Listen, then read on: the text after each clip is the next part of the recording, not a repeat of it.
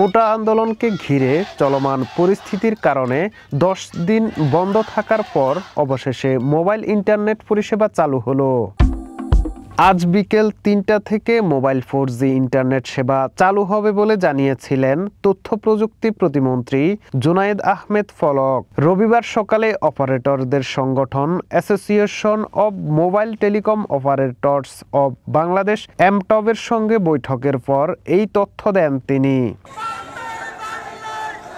কোটা সংস্কার আন্দোলনের প্ল্যাটফর্ম বৈষম্য বিরোধী ছাত্র আন্দোলনের ডাকে কমপ্লিট শাটডাউন কর্মসূচিতে দেশ জুড়ে সংঘাত সহিংসতা ছড়িয়ে পড়লে গত 18 জুলাই মোবাইল ইন্টারনেট সেবা বন্ধ করে দেয়া হয়। পরিস্থিতি আরও অবনতি হলে রাতে ব্রডব্যান্ড ইন্টারনেট পরিষেবাও বন্ধ হয়ে যায়। 5 দিন পর 23 জুলাই মঙ্গলবার রাতে সীমিত পরিসরে ব্রডব্যান্ড ইন্টারনেট পরিষেবা চালু করা হয়। পরদিন বুধবার রাতে সারা দেশে বাসাবাড়িতে ব্রডব্যান্ড ইন্টারনেট পরিষেবা পাওয়া গেলেও বন্ধ ছিল মোবাইল ইন্টারনেট সেবা।